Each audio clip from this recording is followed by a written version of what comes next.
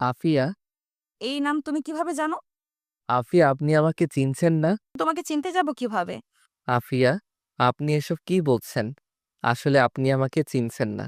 আফিয়া ভালো করে দেখেন, আমি আপনার আয়ান। ও ফায়ান, থামবে, মেজাজ গরম করো না। আমি তোমাকে সকালে প্রথম দেখেছি। আমি তোমাকে চিনি না। আফিয়া, আপনি কি কারো ভয়ে এমন বলছেন? প্লিজ আপনি ভয় পাবেন না। বলেন কে আপনাকে ভয় দেখাচ্ছে? আমি তাকে খুন করে ফেলবো। বাংলা কথা বুঝোস না? আমি তোকে আগে কখনোই দেখি নাই। আর আমাকে টাচ করতে না করেছিলাম, কানের ভেতর যায় না? সুন্দরী মেয়ে দেখে শুরু হয়ে গেছে, তাই না? টাচ করার। দেখ, আমার থেকে দূরে থাক, না হলে তোর কপালে দুঃখ আছে। আর এই বাড়ি থেকে বের করে দিব যদি বেশি বুঝোস। আপনি আমাকে মারতে পারলেন? আমার একটা মশা বসলে আপনি পাগলামি করতেন মশাকে মারার জন্য, আর সেখানে আপনি নিজে আমার গালে থাপ্পড় দিলেন। আসলে আপনি আমার আফিয়া হতেই পারেন না। আমার আফিয়া আমাকে অনেক ভালোবাসতো। অ্যান্ড কথাগুলো বলে কান্না করতে করতে বের হয়ে গেল নদীর আম্মু। নদীর বডিগার্ড অবাক হয়ে তাকিয়ে থাকলো। নদীর বডিগার্ড বলল, ম্যাম, কিছু মনে না করলে আমি কি কথা বলতে পারি? তুমি আবার কি কথা বলবে শুনি? শোনো, কথা শোনার একদম সময় নাই। নদী ড্রেসিং এর সামনে চলে গেল। নদীর আম্মু বলল, দুইজন খাবার খেয়ে নাও। কি বলতে চাও? ম্যাম, আমি আয়ান স্যারকে আগে থেকেই চিনি। আয়ান স্যার আয়ার আসল বাবা। হ্যাঁ। বডিগার্ডের কথা শুনে নদীর আম্মু যেন থমকে গেল। নদীর আম্মু বলে উঠল, কি বলছো এসব? রুমে আসো তো। নদীর আম্মু বডিগার্ডকে নিয়ে রুমে চলে গেল। নদীর আম্মু বলে, তুমি কি সত্যি বলছো? হ্যাঁ অফিসার, ম্যাম আয়ান স্যারকে অসম্ভব ভালোবাসে। আর আয়ান স্যার কখনোই ম্যামকে পাত্তা দিত না। তখন স্যার অনেক ছোট ছিল, এখন তো বড় হয়েছে। প্রথমে আমি চিনতে পারি নাই, অনেকটাই পরিবর্তন হয়েছে। হ্যাঁ। যাই হোক, শুনো, এইসব কথা নদীর আব্বু বা কারো কানে যেন না যায়। এখানে চুপ হয়ে যাও। তুমি তো জানো নদী অতীতের সব ভুলে গেছে। আজ ম্যামের স্মৃতিশক্তি থাকলেও আয়ন স্যারকে কখনোই এভাবে মারতে পারতো না। আয়ন স্যারকে উনি অসম্ভব ভালোবাসে। স্যারের জন্য কষ্ট হচ্ছে, উনি তো জানে না এইসব, কিন্তু ওনাকে ভুল বুঝে ঠিক কষ্ট পাচ্ছে। তুমি এতদিন কিছু কেন বলো নাই? ম্যাম যখন মারা যেতে নেয় তখন উনি আমাকে কথা দিতে বলেছিলেন আমি যেন আয়নের কোনো ক্ষতি হতে না দেই, আর কোনোদিন যেন আয়নের সম্পর্কে কেউ না জানতে পারে। আর ম্যামকে নিয়ে যখন দেশের বাইরে যাওয়ার হয় তখন আয়ান স্যার বলা হয়েছিল ম্যাম মারা গেছে। ওদের পরিচয় কিভাবে হয়েছিল? ওয়েট, বলছি আপনাকে সব। ফ্ল্যাশব্যাক। ছয়জন গুন্ডা নদীর মাথায় রড দিয়ে বাড়ি মারতে যাবে, সাথে সাথে ব্যাগ দিয়ে ঢিল মেরে লোকটার হাত থেকে রড ফেলে দেয়। সবাই রেখে আয়নের দিকে তাকিয়ে বলে, এই বাচ্চা, এখানে কি করিস? এখান থেকে চলে যা, না হলে তোকে লাশ হয়ে ফিরে যেতে হবে। যাব, ওনাকে আমার হাতে দিয়ে দেন, তাহলে আমি চলে যাব। আইন কথাগুলো বলে কাছে গেলে লোকগুলো মারতে আসলে আইন ওদের সাথে মারপিট করতে লাগলো। আইন নদীর দিকে হাত এগিয়ে দিলে নদী আইনের হাত ধরে উঠে পড়ে। আইন ওদের সাথে মারপিট করতে লাগলো। একটা ছেলে কান্না করতে করতে বলে, আরে বাচ্চা, আমাদের সাথে কোনো লাগছিস?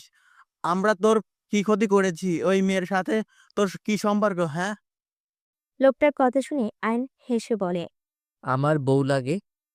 আইন কথাটা বলে লজ্জা পেলে লোকগুলো ভ্যাবাচেকা খেয়ে ওইখানেই পড়ে যায়। আইন নদীর হাত ধরে চলে আসতে নিলে গুন্ডাগুলো উঠে পিছন থেকে মারতে যাবে, সাথে সাথে নদী পিছন থেকে আইনের হাত ধরে মারপিট করতে লাগলো আর ইশারা করলো দূরে থাকতে। আইন নদীকে নিয়ে ভাঙ্গা বাড়ি থেকে বের হয়ে জঙ্গল দিয়ে বের হয়ে রাস্তায় উঠে পড়ল। আইন নদীর হাত ছেড়ে দিয়ে বলল, ওকে আপু, ভালো থাকেন। আল্লাহ হাফেজ। এখন থেকে অনেক গাড়ি পেয়ে যাবেন। আপনার বাসায় চলে যাইয়েন, আমি এখন যাই। আচ্ছা। ব্যাগ কাঁধে নিয়ে চলে গেল। এদিকে নদীর লোকজন আসলে নদী গাড়িতে উঠে বসলো। বডিগার্ড আর কিছু বলবে তার আগে নদীর চিৎকারের ভাবনা জগৎ থেকে ফিরে বলে। ম্যাম ডাকছে, পরে বাকিটা জানাবো। বডিগার্ড চলে গেল। নদীর সাথে চলে গেল। আয়ন অফিসে গিয়ে কেবিনে বসে থেকে ভাবতে লাগলো। উনি আমাকে কিভাবে মারতে পারে? আমাকে কিভাবে ভুলে যেতে পারে? আয়ন কথাগুলো ভাবতে ভাবতে ফ্ল্যাশব্যাকে চলে গেল। আয়ন কলেজ থেকে বের হয়ে বন্ধুদের সাথে হাসাহাসি করতে লাগলো। হঠাৎ করে একজন এসে বলল, এই ছেলে শোনো। আমাকে বলছেন? হ্যাঁ, এদিকে আসো। ম্যাম তোমাকে ডাকছে। এই তোরা হাট তো দেখি কে ডাকে। আইন বডিগার্ডদের সাথে যেতে লাগলো। একটা কালো রঙের গাড়ির সামনে গেলে দরজা খুলে ভিতর থেকে একজন বলে ওঠে। হাই পিচ্চি হাজবেন্ড, কেমন আছো? নদীকে দেখে আইন চমকে উঠল। আপু, আপনি এখানে কি করেন? থাক, বউকে আপু বলে কে? ভেতরে আসো। আপু কি বলেন? আপনি কেন আমার বউ হবেন? ভেতরে ওঠো। আপনি কি কিডন্যাপার নাকি? ধরে নিতে পারো, এই তুলে ফেলো। আয়ান বলে ওঠে। আইন কিছু বোঝার আগে আয়নের নাকে রুমাল ধরলে অজ্ঞান হয়ে গেল। আইনকে গাড়ির ভিতরে তুলে সোজা কাজী অফিসের সামনে চলে গেল। আইনের জ্ঞান ফিরে দেখে ও কাজী অফিসে বসে আছে। নদী বলে উঠল। কাজী সাহেব, বিয়ে পড়ানো শুরু করেন। আরে কি বলেন? বিয়ে পড়াবে মানে? কি হলো, শুরু করেন। আইন পালানোর চেষ্টা করলে বডিগার্ড সব জোর করে ধরে। আইন আইনকে ভয় দেখিয়ে জোর করে বিয়ে পড়ানো শুরু করলো। বিয়ে পড়ানো শেষ হলে নদী ফোনে স্ক্রিনে টাইম দেখে বলল। ও মাই ডিয়ার হাজবেন্ড, এইটা আমার কার্ড। মনে চাইলে চলে এসো। আর আমি প্রতিদিন কিন্তু আসবো তোমাকে দেখতে। এখন আসছি, আমার কাজ আছে, বাই। নদী আয়নের গালে কিস করে চলে যেতে নিলে আয়ন গাল হাত দিয়ে মুছতে লাগলো কিস করার জায়গায়। আয়ন বের হয়ে গেল। আয়ন কারোটাকে ভাবনার জগৎ থেকে বের হয়ে দেখে আয়নকে ডাকছে। আয়ন উঠে নদীর কেবিনের সামনে গিয়ে বলল। ম্যাম আসবো? আসুন। আয়ন ভিতরে গেলে নদী বসতে ইশারা করল। নদীর কথায় আয়ন না বসে নদীকে বলল। ম্যাম, এখানে ফাইলগুলো রেডি আছে। আর আপনি একটু সাইড দেন, আমি আপনাকে ল্যাপটপ দেখিয়ে দিচ্ছি কাজগুলো। আয়নের কথা শুনে নদী কিছুটা সাইডে গেলে আয়ন ল্যাপটপে কাজ বুঝিয়ে দিতে লাগলো। নদী আয়নের দিকে মুগ্ধ নয়নে তাকিয়ে থাকতে লাগলো। আয়ন বোঝানো শেষ করে বলল। বুঝতে পারছেন তো আশা করি। আর না বুঝলে আমাকে বলেন, আমি আবারও বুঝিয়ে দিব। আয়নের কথা শুনে নদী নিজেকে স্বাভাবিক করে বলল। বিষয়টা বুঝলাম না। নদীর কথা শুনে আয়ন নদীকে বুঝাতে লাগলো। নদী মনোযোগ দিয়ে বুঝতে লাগলো। আয়ন বোঝানো শেষ করে বলল। আর কোনো সমস্যা আছে কি? না, ধন্যবাদ। ওকে, তাহলে আমি আসছি। আর কোনো সমস্যা হইলে আমাকে জানাবেন। ওকে, ধন্যবাদ। আয়ন নদীর কথা শুনে কিছু না বলে বের হয়ে গেল। নিজের কেবিনে গিয়ে বসে থেকে ভাবতে লাগলো ফ্ল্যাশব্যাক। অ্যান কোচিং সেন্টার থেকে বের হয়ে বন্ধুদের সাথে কাঁধে ব্যাগ নিয়ে হেঁটে যাচ্ছিল আর গল্প করছিল। বাকি বন্ধুরা চলে গেলে আয়ন একা একা বাসার দিকে যেতে লাগলো। হঠাৎ করে আয়নের জুতার ফিতা খুলে গেলে যেই ফিতা ঠিক করতে বসলে সাথে সাথে আয়নের সাথে কেউ ধাক্কা খেলো। আয়ন সোজা পড়ে গেলে আয়নের পিঠের উপর গেল। আয়ন ব্যথায় বলে উঠল। ওই কে রে? রাস্তা কি সব আমি নিয়েছি নাকি যে আমার উপরে এসে পড়লেন? উঠেন বলছি। নদীর বডিগার্ড দৌড়ে এসে নদীকে আয়নের উপর থেকে তুলল।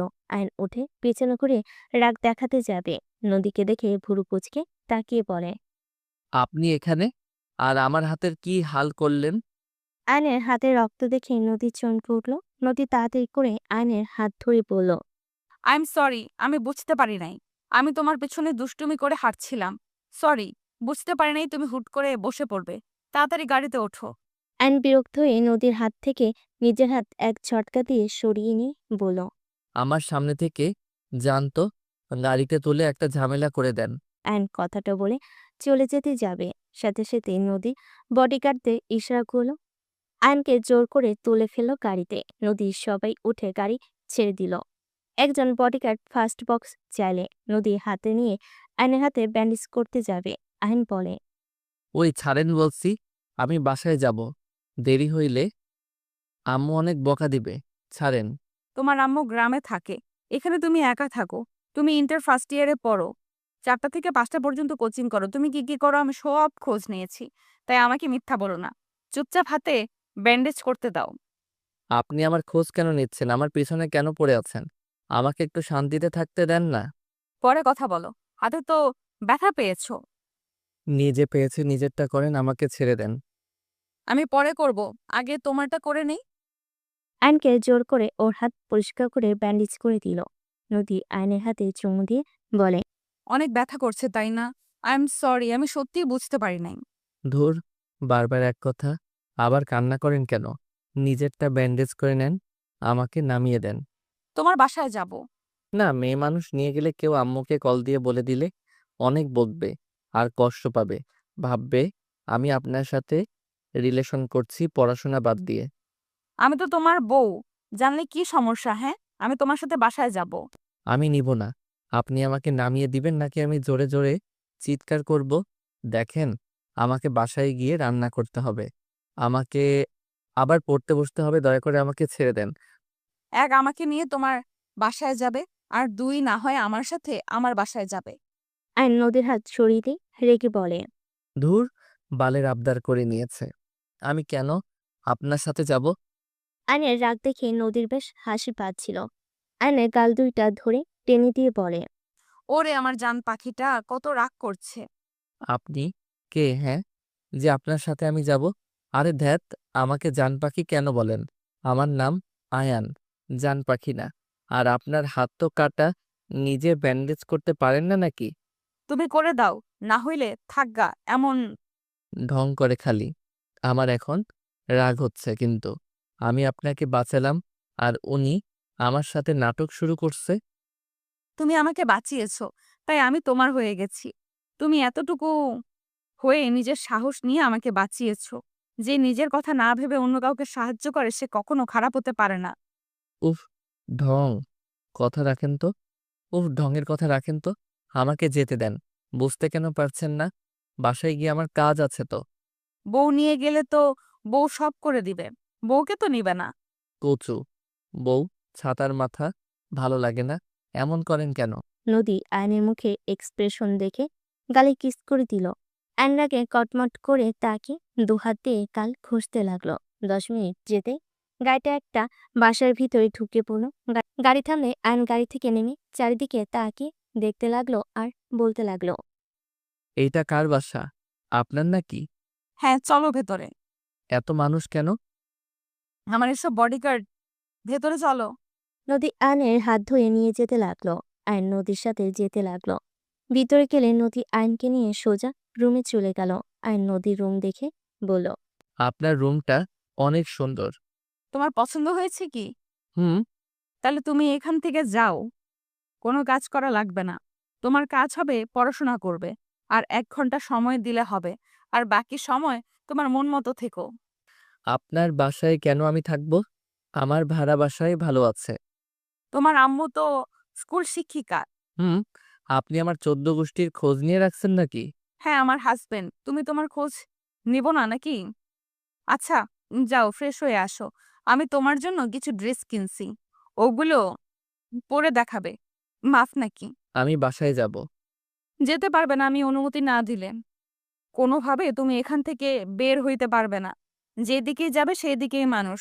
আপনি আমার সাথে কেন এমন করছেন? তুমি হাজবেন্ড, তাই তোমাকে আমি ভালোবেসে ফেলেছি। একবার যখন তোমার পেছনে লেগেছি, আমি তোমাকে আর দূরে যেতে দিব না। আজব মানুষ। হুম, আমি আজব মানুষ। যাও। নদী আয়নের হাত ধরে ওয়াশরুমে নিয়ে গেল। আয়ন ফ্রেশ হয়ে নিল। নদী ওর হাত ছিলে যাওয়া জায়গাগুলোতে পানি লাগাতেই নদীর হাত জ্বলতে লাগলো। আয়ন বুঝতে পেরে নদীর হাত সরিয়ে দিয়ে ওর হাত দিয়ে মুখ ফ্রেশ করে দিল। আস্তে আস্তে ফ্রেশ করে মুছে দিয়ে ওয়াশরুম থেকে বের হইল। নদী মিটিমিটি করে হেসে বের হলো। আয়ন খাটে বসতে নদী আলমারি থেকে শপিং ব্যাগগুলো বের করে দিয়ে বলল। এগুলো পরো। আমি অন্য কারো জিনিস নেই না। অন্য কারোটা নেওয়া লাগবে না। আমি তো তোমার বউ, তাই বউয়েরটা নাও। দেখো, এখানে আমার সাথে জিদ করে লাভ নাই। আমি যা বলি তাই শোনো। আমি যেটা বলি ওইটাই করে ছাড়ি। আয়ন কিছু না বলে শপিং ব্যাগগুলো নিতে লাগলো। আয়ন ওয়াশরুমে যেতে চাইলে নদী যেতে দিল না। আয়ন বিরক্ত হয়ে নদীর সামনে শার্ট প্যান্ট খুলে পড়তে লাগলো। এক এক করে সবগুলো পরে দেখতে লাগলো। নদী আয়নের কাছে গিয়ে নিজের কন্ট্রোল হারিয়ে ফেল। ধাক্কা দিয়ে খাটের উপর ফেলে দিয়ে দুহাত খাটের সাথে চেপে ধরে কিস করতে লাগলো। আয়ন ছাড়ানোর চেষ্টা করতে লাগলো। নদী আয়নকে কিস করতে লাগলো। নদীর জোড়াজড়িতে আয়ন নিজের কন্ট্রোল হারিয়ে ফেলল। নদীকে নিচে ফেলে আদর করতে লাগলো। একে অপরকে আদর করতে করতে দুজন ক্লান্ত হয়ে গেল। আয়ন নদীর বুকে মাথা দিয়ে শুয়ে থাকতে লাগলো। নদী আয়নের মাথায় হাত বুলিয়ে দিতে লাগলো। আয়ন হুট করে লাফ দিয়ে উঠে বলে। আপনি আমার সাথে এটা কি করলেন? যদি বাবু হয়ে যায় তখন কি হবে? হইলে হবে, আমরা তো হাজব্যান্ড ওয়াইফ, সমস্যা কোথায়? ধুর, কচু ছাতা। আয়ন শার্ট প্যান্ট নিয়ে ওয়াশরুমে চলে গেল। আয়ন দরজা লাগানোর আগে নদী ঢুকে পড়ল। নদীকে দেখে রাগী লুক নিয়ে তাকাতেই নদী আয়নের ঠোঁট নিজের দখলে নিয়ে নিল। শাওর এক হাত দিয়ে ছেড়ে দিয়ে আয়নের মাথার পিছনে ধরে কিস করতে থাকলো। আয়ন ধাক্কা দিয়ে সরিয়ে দিয়ে বলে, লজ্জাহীন মাইয়া একটা। জান এমন করছো কেন? আমি তোমার বউ না? বউ তো কি? আপনি আমাকে জোর করে বিয়ে করছেন। আমি কি একবারও বলছি আমাকে বিয়ে করেন? আপনি আমাকে তুলে নিয়ে গিয়ে বিয়ে করছেন।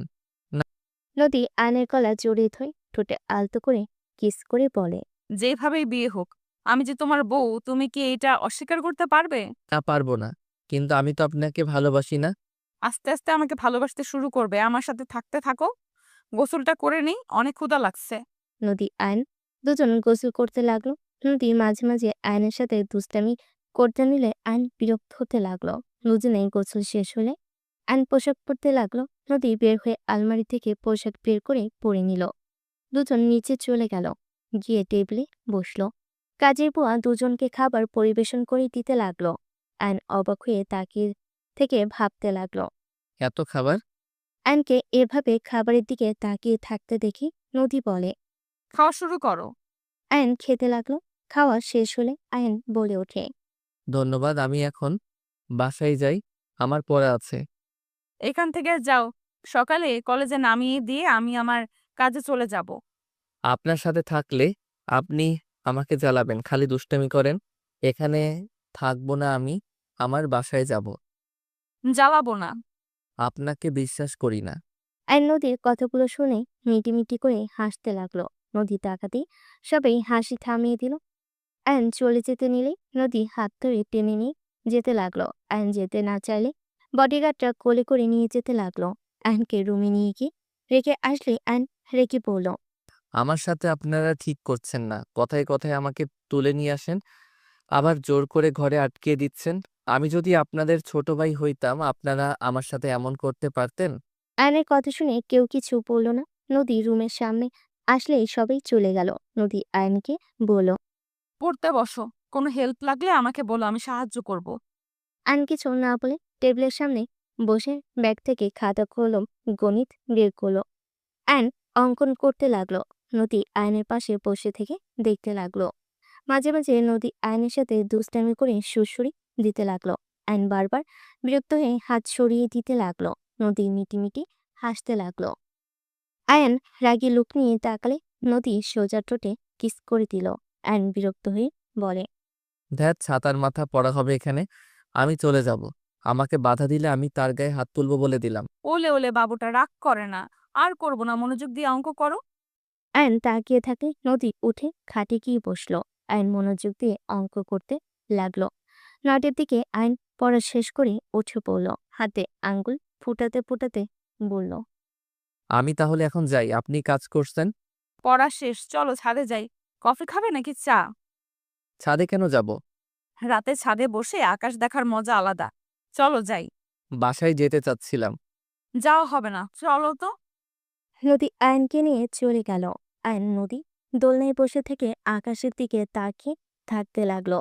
নদী আয়নের কাঁধে মাথা রাখলে আয়ন সরিয়ে দিলে নদী জোর করে ওর হাত জড়িয়ে ধরে কাঁধে মাথা দিয়ে বলে, আমার জামাইয়ের কাঁধে মাথা রাখছি, তোমার সমস্যা কি?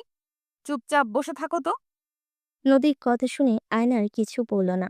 হঠাৎ করে ফোনের শব্দে আয়ন ভাবনার জগৎ থেকে বের হয়ে দেখে ওর আম্মু কল দিয়েছে। আয়ন ওর আম্মুর কল রিসিভ করে বলল, আসসালামু আলাইকুম আম্মু। ওয়ালাইকুম আসসালাম।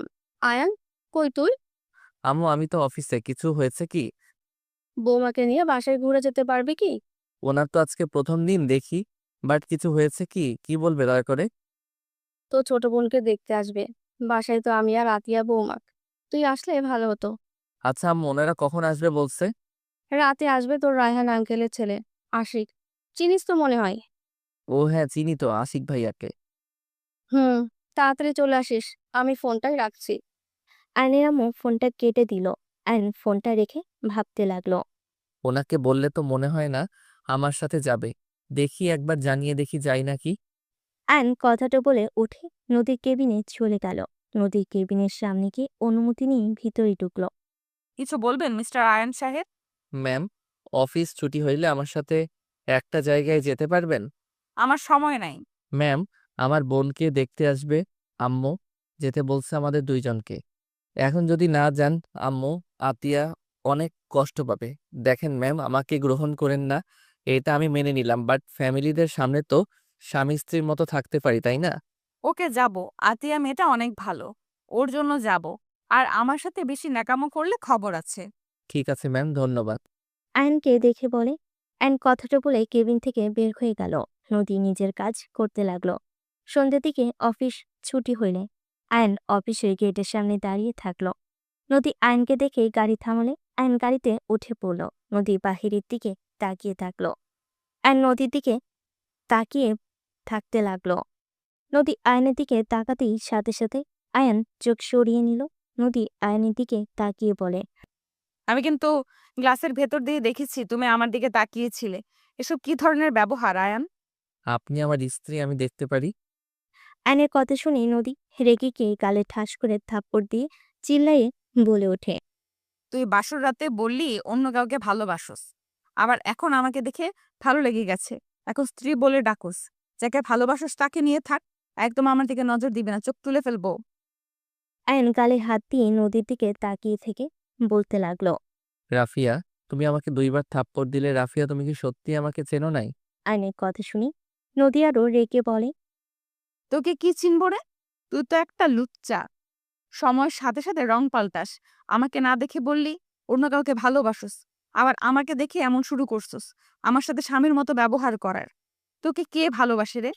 ওকে দেখতে খুব ইচ্ছে হচ্ছে। ওর মতো বোকা আর একটাও নেই। এই লুচ্চাকে ভালোবেসে জীবনে কত বড় ভুল করেছি।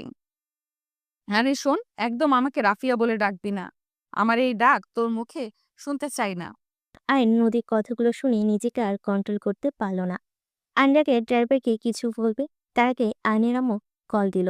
আয়ন নিজেকে কন্ট্রোল করে কল রিসিভ করে বলল, হ্যাঁ আম্মু, বলো। তোরা কোথায়? আম্মু, চলে আসছি, অর্ধেক রাস্তায় চলে এসেছি। ওকে, সাবধানে আয়। আয়নের আম্মু কল কেটে দিলে নদী বলে ওঠে, আমি ওই বাসায় যাব না। ড্রাইভার আঙ্কেল আমাদের বাসায় নিয়ে চলেন। নদী আম্মু বারবার যেতে বলছে। আমার উপরে রাগ করছো? সেই রাগ কেন আমার আম্মু বোনের উপর খাটাতে যাচ্ছ? প্লিজ, আমি তোমার কাছে ক্ষমা চাচ্ছি। আমার আম্মু অসুস্থ, এখন যদি বলি যাব না মনে কষ্ট পাবে। প্লিজ, আমি আপনার কাছে হাত জোর করে ক্ষমা চাচ্ছি। আয়ন নদীর কাছে আকুতি মিনতি করতে লাগলো।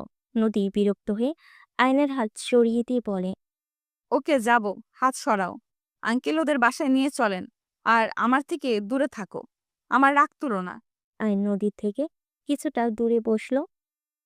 আয়ন নদীর দিকে তাকিয়ে থাকতে লাগলো। নদী নিজেকে সামলাতে অনেক কষ্ট হতে লাগলো। আয়ন ভাবনার জগতে চলে গেল। ফ্ল্যাশব্যাক। এই বদমাস মশা, তোরা এখান থেকে যাবি নাকি তোদের থাপ্পড় মারবো? আমার বরটাকে জোর করে কিস করস কেন? বাসা থেকে বের হতো। নদী কথাগুলো বলছে আর মশা তাড়াচ্ছে। আয়নের ঘুম ভেঙে গেলে চোখ খুলে দেখে নদী মশার সাথে বকবক করছে আর মারার চেষ্টা করছে। আয়ন বিরক্ত হয়ে পড়ল। ওই কি করেন, মাথা খারাপ নাকি? এত রাতে ঘুমানো বাদ দিয়ে মশার সাথে কি বকবক শুরু করছেন? বেয়াদব মশা, তোর জন্য আমার জানটার ঘুম ভেঙে গেল। তোদের আমি তো ছাড়বো না। আমার জানটাকে কিস করছস। অল্প রাগ করেছিলাম, এখন আমার জানের কাঁচা ঘুম ভেঙে দিছস। তোকে তো আমি। নদী মশাকে মারতে যাবে। আয়ন সাথে সাথে নদীর হাত ধরে সামনের দিকে ঘুরিয়ে রাগী লুক নিয়ে বলে, মাথা খারাপ নাকি? যান ঘুমান। মশা কামড়াচ্ছে, আমাকে বললেই তো পারতেন, আমি কয়েল জ্বালিয়ে দিতাম। দূর, আমি জ্বালানোর চেষ্টা করছি, হয় নাই। হাত একটু পুড়ে গেছে, তাই রাগ করে লাইটার ঢিল মেরে ফেলে দিয়েছি। আয়ন নদীর কথা শুনে কয়েলের দিকে তাকিয়ে দেখে লাইটার একপাশে পড়ে আছে। আয়ন নদীর হাতের দিকে তাকিয়ে দেখে আঙ্গুল লাল হয়ে গেছে। আয়ন হাতটা নিয়ে চুমু দিলে নদী খুশিতে আয়নকে জড়িয়ে ধরে বলে, আই লাভ ইউ জান। I love you too. যান, খাটে গিয়ে শুয়ে পড়েন, আমি কয়েল জ্বালিয়ে আসছি। না, তোমার হাত পুড়ে যাবে তো। আমি আপনার মতো না, এত ঢং করি না, আমি সব পারি, সরেন। আয়ন সরিয়ে দিয়ে লাইটার তুলে কয়েল তুলে জ্বালিয়ে দিল। নদী আয়নকে পিছন থেকে জড়িয়ে ধরে বলে, জান, তুমি সব কাজ এত সহজে কিভাবে করো? নিজের কাজ নিজে করতে হয়। সব তো কাজের লোক দিয়ে করেন, পারবেন কিভাবে? চলেন ঘুমাবেন, আর সকালে এখান থেকে চলে যাবে। এখানে আপনার থাকার মতো জায়গা না। তুমি যেখানে থাকবে আমি সেখানে থাকবো। আমি তোমাকে এক মুহূর্তের জন্য ছাড়তে পারবো না। তোমাকে যদি ছাড়ি তাহলে এই খচ্চর বেডিরা তোমাকে আমার থেকে কেড়ে নেওয়ার চেষ্টা করবে। আমি তোমাকে আমার থেকে দূরে যেতে দিব না। কেউ নিবে না। আপনি আমার স্ত্রী। আমি না মানলেও আপনি আমার স্ত্রী। মানলেও আপনি আমার স্ত্রী, সো এত প্যারা না নিয়ে ঘুমান যান। তুমি কোলে নিয়ে চলো। আয়ন কিছু না বলে পাজা কোলে নিয়ে নদীকে নিয়ে খাটের কাছে গিয়ে খাটের উপরে শুইয়ে দিয়ে নদীর সাথে সাথে আয়নের গলা জড়িয়ে ধরে বুকের সাথে চেপে ধরলো। আয়ন নদীকে বলতে লাগলো, কি করছেন? ছাড়েন। আমার বুকে ঘুমাও। আরে ঘুমাবো, লাইট তো নিভাতে দিবেন নাকি? ওকে ছেড়ে দিলাম। নদী আয়নকে ছেড়ে দিলে আয়ন লাইট অফ করে খাটে আসলো। নদী টান দিয়ে বুকের সাথে আষ্টে পিষ্টে জড়িয়ে ধরলো। আয়ন মনে মনে ভাবতে লাগলো, এমন ভাব করে মনে হয় কারো আর জামাই নাই, আমি ওনার একা জামাই। এই দুনিয়াতে যত সব ন্যাকামি। ভাবনার জগৎ থেকে বের হইলে দেখে নদী আয়নের দিকে রাগী লোক নিয়ে তাকিয়ে আছে। বের হবে নাকি গাড়িতে বসে থাকবে নাকি? আর আবালের মতো কি ভাবো এত? ও সরি, আপনি যান, আমি আসছি। নদী চলে যেতে নিলে আয়ন গাড়ি থেকে নেমে নদীর পিছন পিছন যেতে লাগলো। কলিং বেলে কয়েকবার চাপ দিলে দরজা খুলে গেল। আয়নকে দেখে কাজের বুয়া বলে ওঠে। আয়ান বাবা ভেতরে আসো। আয়ান নদীকে নিয়ে ভেতরে গেল। ভিতর গেলে আয়নের আম্মু বলে ওঠে, তোমরা এসে গেছো? জি আন্টি। ভাই সাহেব, এইটাই আমার বৌমা নদী। ওনারা আঙ্কেল আন্টি হয়। এইটা আশিক। আসসালামু আলাইকুম, কেমন আছেন সবাই? নদী সবার সাথে কথা বলতে লাগলো। আয়ন কুশল বিনিময় করে বসলো। নদী আতিয়ার রুমে চলে গেল। 40 মিনিট পর নদী আতিয়াকে নিয়ে আসলো। নদী আতিয়াকে সবার সামনে বসিয়ে দিল। আতিয়া নিচের দিকে তাকিয়ে আছে। আশিক আতিয়াকে মুগ্ধ নয়নে তাকিয়ে থাকতে লাগলো। সবাই সবার আতিয়াকে দেখে খুব পছন্দ হইল। আশিকের আপু বলে ওঠে, এর ডেটটা তাড়াতাড়ি দিলে ভালো হইতো, তাহলে বৌমাকে নিয়ে দেশের বাইরে চলে যেতাম। ভাই সাহেব, ভাবে কিছু মনে করবেন না। আশিক, তুমি আতিয়া একান্ত কথা বলতে চাও কি? আমার মনে হয় তোমাদের একান্ত কথা বলা উচিত। একদম ঠিক বলছেন, আমারও মনে হয় আমাদের একান্ত কথা বলা উচিত। আন্টি, এটা কি হলো? একান্ত কথা বলার নিয়ম আছে নাকি? আতিয়া, তোর রুমে যা আশিককে নিয়ে। আতিয়া আশিক চলে গেলে আয়নের আম্মু বলে, দেখো বৌমা, ওদের সারা জীবন একসাথে থাকতে হবে। তাই আমাদের জানার দরকার আছে ওরা একে অপরকে পছন্দ করছে কিনা। এখন দেখা গেল একজনের পছন্দ আরেকজনের পছন্দ হলো না। বাবা মায়ের কথা শুনে বিয়ে করে ফেললো। সারা জীবন এইটাই নিয়ে নিজের ভেতরে পস্তাতে হবে। তাই আমার মনে হয় ওদের একে অপরের সাথে কথা বলা উচিত। আয়নের আম্মুর কথা শুনে আশিকের আব্বু আম্মু নদী বেশ অবাক হয়ে গেল। আশিকের আব্বু বলে, সত্যি ভাবে আপনি আগেও যেন বুদ্ধিমান ছিলেন, এখনো সেম আছেন। আপনি একদম ঠিক বলেছেন। সারা জীবন ওরা সংসার করবে, সেখানে আমাদের পছন্দ হইলে তো হবে না, ওদেরও পছন্দ থাকা লাগবে। সবাই মিলে কথা বলতে লাগলো। এদিকে আতিয়া আশিক কথা বলতে লাগলো। কথা বলে শেষ করে আসলে দুজনকে জিজ্ঞেস করলো, তোমাদের কি একে অপরকে পছন্দ হয়েছে? হ্যাঁ আন্টি, আপনারা এখন বিয়ের ডেট ফেলতে পারেন। আতিয়া, তুই কি সত্যি রাজি?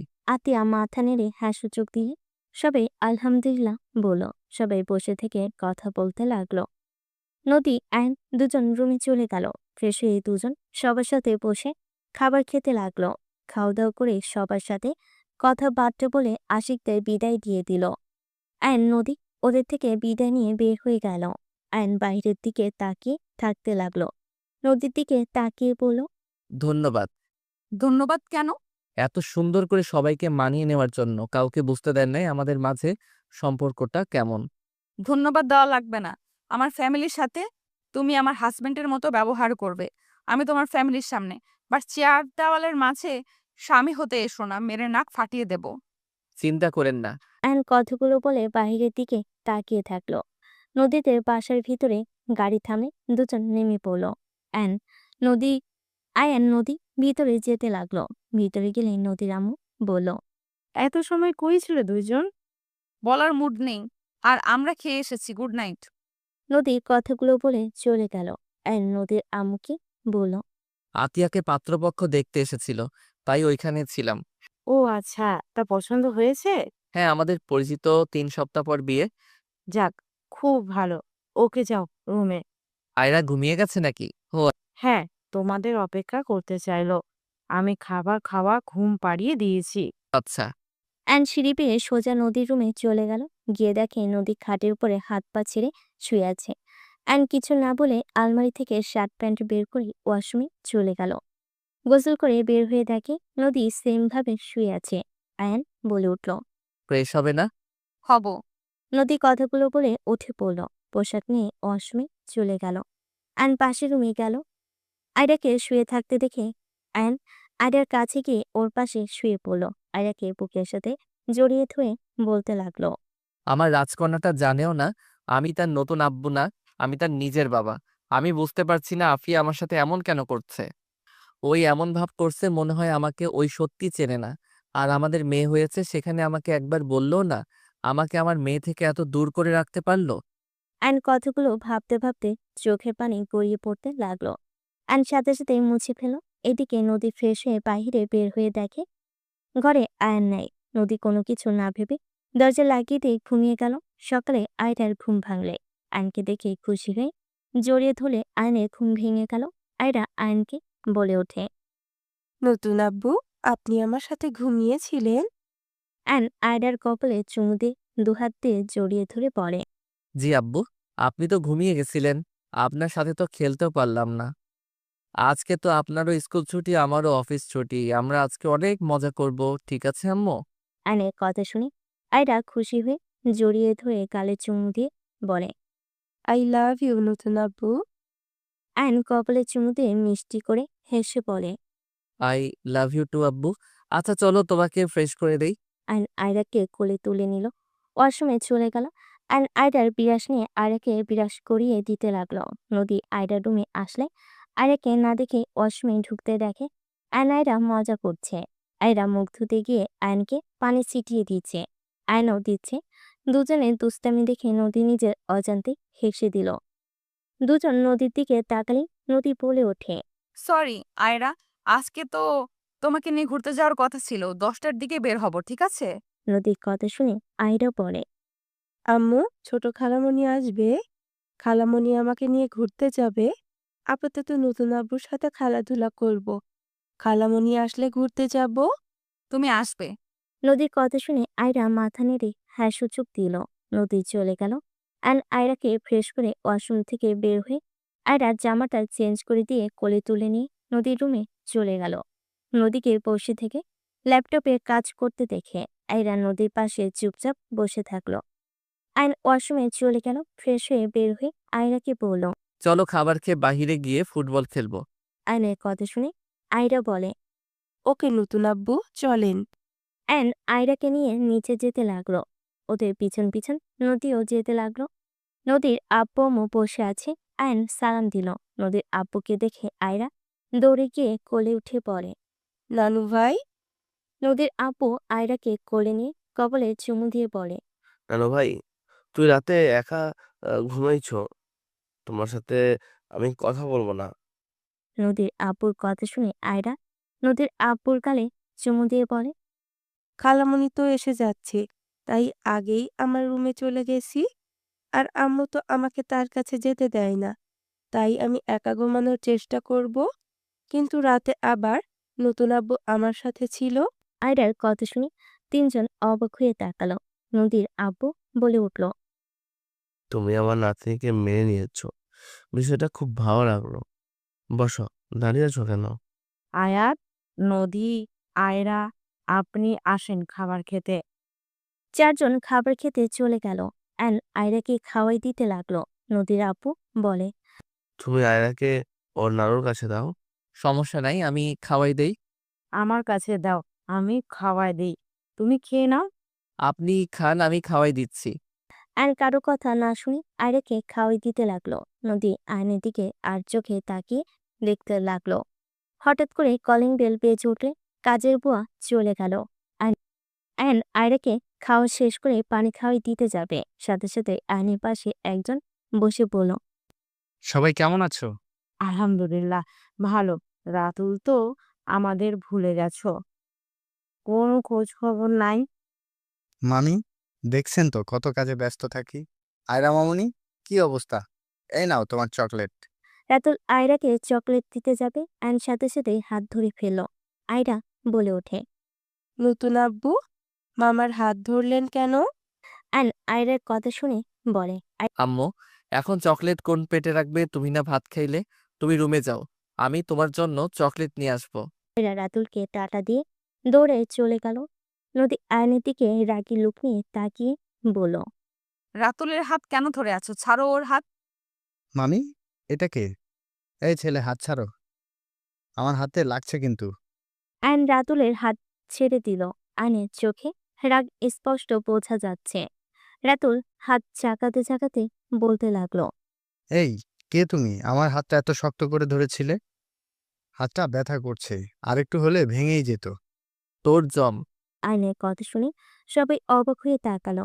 আয়নকে কেউ কিছু বলার আগে আর নিজেরা কন্ট্রোল করতে না পেরে ছেলেটার হাত ধরে কাঁটা চামচ হাতে নিয়ে হাতের উপরে কূপ দিতে যাবে। সাথে সাথে আয়নকে নদী লাথি মেরে ফেলে দিল। আয়ন রাতুলকে নিয়ে নিচে পড়ে গেল। রাতুল উঠে আয়নকে মারতে যাবে। আয়ন সাথে সাথে লাথি মেরে রাতুলকে ফেলে উঠে দাঁড়াতে যাবে। নদী আয়নের পায়ের পিছনে লাথি মেরে ফেলে দিয়ে বলল। তোর এত বড় সাহস আমার কাজিনকে আমার সামনে মারতে নেস? তোর সাহস অনেক, তাই না? নদী, তুমি আমাকে কেন মারছো? নদী, তুমি ওর হয়ে আমাকে মারছো? নদী, তুমি কি ভুলে গেলে ও কি করেছে? আয়নের কথা শুনে নদী রেগে মাথার চুল ধরে বলে। ওই আমার কাজিন, ওই কি করছে? হ্যাঁ, তুই আজকে ওকে প্রথম দেখলি, সেখানে ওই তোর ক্ষতি করতে পারে? নদী, আমার লাগছে, ছাড়ো বলছি। আর তোকে আমি 7 বছর ধরে খুঁজছি। তোর হাত আমি ভেঙে না ফেলা পর্যন্ত আমার মনে শান্তি নাই। আমি তোর কি ক্ষতি করেছি? আমি তো তোকে কোনোদিন দেখেছি মনে তো পড়ে না। আয়ন নদীর হাত ধরে নিজের চুল ছাড়িয়ে নিয়ে রাতুলের বুকে লাথি মেরে ফেলে দিয়ে বলল। তোর লজ্জা এত বেশি যে যাদের ক্ষতি করার জন্য বাবা ছেলে লেগে পড়েছস, আবার সেই বাড়িতে এসে সবার সাথে এত মিষ্টি অভিনয়। আর আমি তোর হাত ভেঙে ফেলবো। তুই আমার স্ত্রীর গায়ে এই হাত দিয়ে স্পর্শ করছিলি। আয়নের কথা শুনে সবাই চোখ বড় বড় করে ফেল। আয়ন রাতুলকে মারতে যাবে। সাথে সাথে রাতুল নদীর আপুর পিছনে গিয়ে লুকিয়ে বলে। মামা, ওই এসব কি বলছে? মামা, আমি তোমাদের কত ভালোবাসি, আর ও আমার নামে এইসব কি বলছে? আবার বলে ওর বউকে স্পর্শ করেছি। ওই, তোর বউ কে রে? আয়ন রেগে ওর হাতের ঘড়ি খুলে সোজা রাতুলের মাথায় মালে। রাতুল ফুলরে পড়ে গেল। নদীর আপু বডিগার্ডদের ইশারা করে সব বডিগার্ডরা আয়নকে চেপে ধরল। আয়ন বলে ওঠে। আঙ্কেল, ওরা আপনাদের শত্রু। আপনার মেয়ের ক্ষতি ওরা করার চেষ্টা করত। ওই ওর বাবা আশরাফ সাহেব আর ওই আপনার মেয়েকে খুন করার চেষ্টা করত। মামা, এসব মিথ্যে কথা। মামা, ও আমাদের সাথে সম্পর্ক নষ্ট করার জন্য এমন করছে। চুপ, একদম চুপ। আমার ভাগনা আমার বোনের জামাইয়ের নামে মিথ্যা দোষারোপ করতে লজ্জা লাগে না? তোর এত বড় সাহস, আমার সামনে আমার ভাগনাকে মারিস? তোকে আমার মেয়ের সাথে বিয়ে দিয়েছি বলে কি মাথা কিনে নিয়েছিস? আমার ভাগনাকে মেরে আবার আমার ভাগনার নামে বদনাম দিস? আঙ্কেল, আপনি যাকে এত সরল সোজার বিশ্বাস করতেছেন, ওরা বাপ ছেলে মোটেও সরল না। নদী, তুমি চুপ করে কেন আছো? নদী, আমার উপরে কেন এত রেগে আছো? তুমি ওই কুত্তার জন্য আমার গায়ে হাত তুললে, আবার ওকে এখানে এসে আদর করছো, ওকে কাজিন হিসেবে পরিচয় দিচ্ছ। চুপ কর তুই। আবল তাবল কি বলস তুই? আব্বু, এই ছেলের তো মাথা খারাপ। ওই কখন কি বলে নিজেও জানে না। আব্বু, ওকে এখান থেকে সরিয়ে ফেলো তো। পাগল ছাগল কোথাকার। রাতুল কত বছর পর এখানে আসলো, ওই কিভাবে রাতুলকে চিনবে? আর রাতুল কেন আমাদের ক্ষতি করবে? আমাদের কে ক্ষতি করছে? পাগল ছাগল কোথাকার। ওকে নিয়ে যাও, পাগলকে। আয়নের নদীর কথাগুলো শুনে কষ্টে বুক ফেটে যেতে লাগলো। আয়নকে নিয়ে যেতে নিলে আয়ন বলতে লাগলো। নদী, আমাকে কিসের শাস্তি দিচ্ছ তুমি? তুমি আসলে কে? তুমি আফিয়া হতে পারো না। তুমি আফিয়া হইলে কখনোই আমার সাথে এমন করতে পারতে না।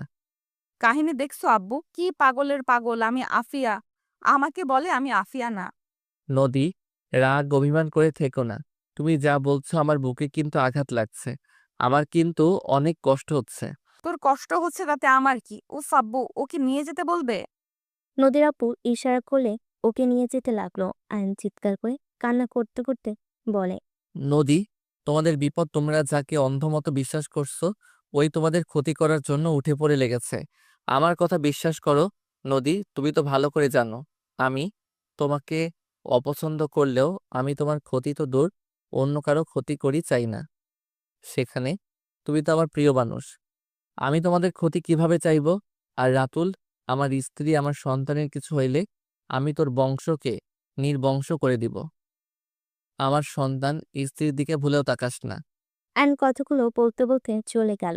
রাতুল পিছন থেকে ভিলেন মার্কা হাসি দিলেই আইন আরো রেগে গেল। বডিগার্ড শক্তিতে অ্যান ছুটতে পারল না। আইনকে নিয়ে চলে গেলে রাতুল কান্না করতে করতে বলে, মামা, কি সব পাগল রাখছেন বাসায়? এতদিন পর আসলাম আর আপনারা আমাকে মার খাইতে দেখে চুপচাপ দাঁড়িয়ে আছেন।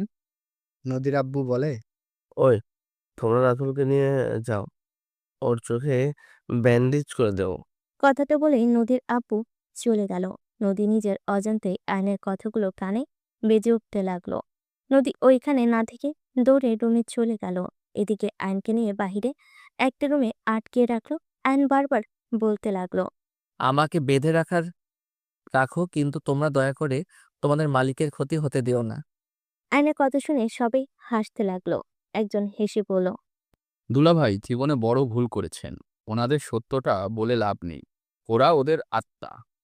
ওদের নামে যা বলবেন না কেন, কোনো লাভ নেই। যারা ওদের বিরুদ্ধে কিছু বলতে যায় তাদেরই চাকরি গেছে আর তাদের লাশ খুঁজে পাওয়া যায়। আজকে রাতে আপনার উপর হামলা হবে, আমরা সব জেনেও চুপ করে থাকবো? একজন বডিগার্ড ধমক দিয়ে বলল, এই তোমরা যাও, আমি এখানে দুলাভাইয়ের সাথে আছি। সবাই চলে গেল। আইন ওই বডিগার্ডকে দেখে বলে, ভাইয়া, আপনি কি আমাকে চেনেন নাই? আপনিও কি আমাকে ভুলে গেছেন আপনার ম্যামের মতো? স্যার চুপ করেন, আমি আপনাকে পড়ে বলি, দেখি ওরা গেছে নাকি। বডিগার্ডটা বাহিরে উকি দিয়ে দেখতে লাগলো। কাউকে না দেখে আইনের কাছে এসে বলে, স্যার, আমি আপনাকে চিনছি স্যার, ম্যামকে আপনি ভুল বুঝছেন না। বডিগার্ডটা আর কিছু বলবে কারোর পায়ের শব্দ পেয়ে চুপ হয়ে গেল। অ্যান চুপচাপ বসে থাকতে লাগলো। বডিগার্ড তার ফোনে কল আসলে চলে গেল। অ্যান রাগে চেয়ারে লাথি মেরে ফেলে দিল। অ্যান রেগে বলতে লাগলো, কিসের এত রাগ আমার উপরে? হ্যাঁ, আমাকে এত ভালোবাসো, সেখানে এখন আমাকে প্রতিনিয়ত আমার গায়ে হাত তুলো আর ওই রাতুলের জন্য আমাকে মারলো। এই ভালোবাসা সব অভিনয়, সবকিছু মিথ্যা ছিল। আমাকে এত ভালোবাসলে উনি বেঁচে আছে, তারপরও আমার সাথে যোগাযোগ করার চেষ্টা করে নাই। আমাদের মেয়েকেও ভালোবাসে না। উফ, রাগে মন চাচ্ছে মেয়েকে নিয়ে চলে যাই। অ্যান রাগে সামনে থাকা মাটির কলসে এক লাথি মেরে ভেঙে ফেল। ওদিকে নদী বসে আছে। আয়রা নদীকে বলতে লাগলো, আম্মু, নতুন আব্বু কই গেছে?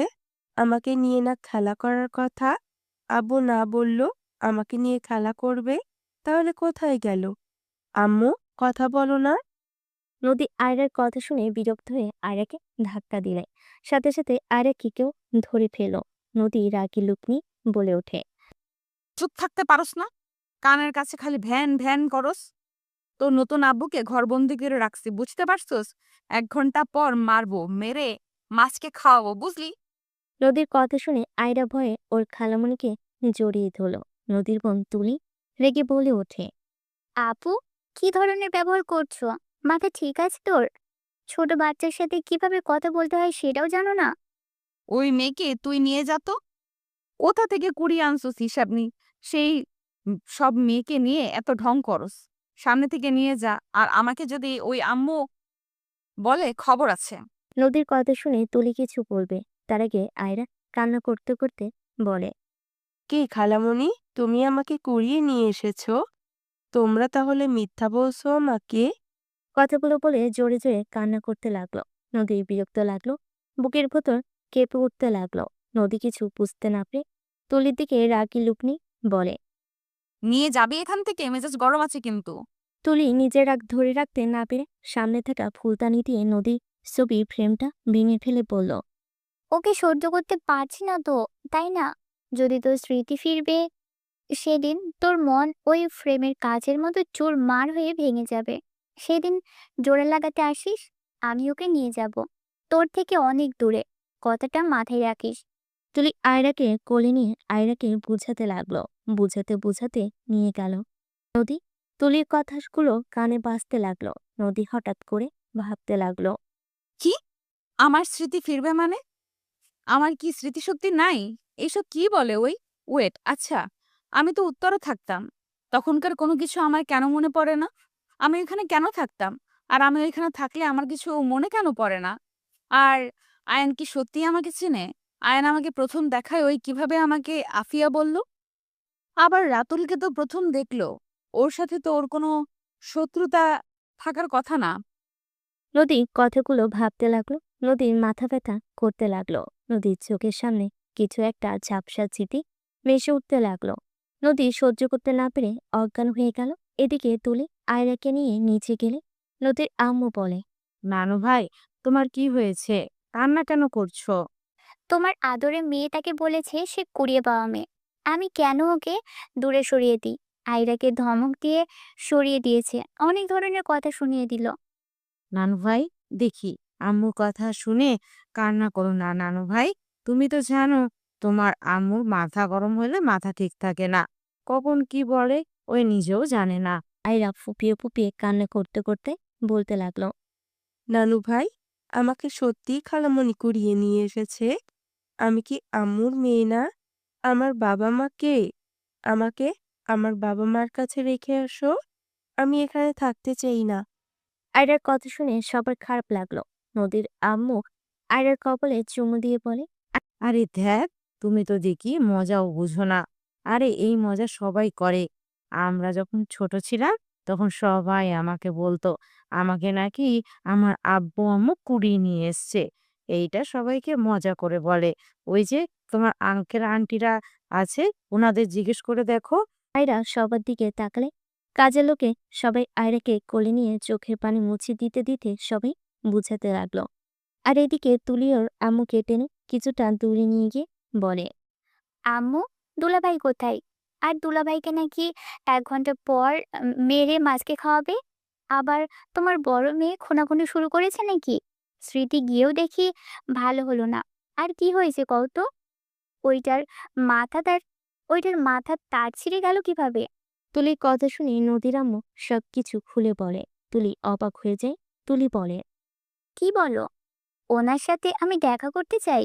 তোর আব্বু জানলে রেগে যেতে পারে। রাখো তো। তুলি বের হয়ে গেল। তুলি সোজা আয়নে রাখা জায়গায় চলে গেল। দরজা খুলে ভিতরে গেলে দেখে ঘরে মেঝেতে পানি। আয়নের দিকে তাকাতে আয়ন সামনের দিকে তাকালো। আয়ন অবাক হয়ে গেল। তুমি কেন এসেছো? শোনো, তুমি যা ইচ্ছে করো, আমার তাতে কিচ্ছু যায় আসে না। আমার মেয়ে যদি কোনো ক্ষতি হয় তোমাদের কারণে, আমি তোমাদের কাউকে ছাড়বো না। আয়নের কথা শুনে তুলি অবাক হয়ে গেল। তুলির মাথায় আইডিয়া আসলো। তুলি ভিতরে ঢুকে নদীর মতো কণ্ঠ করে বলে, আয়ান, তোমার সাথে আমার কিছু কথা আছে।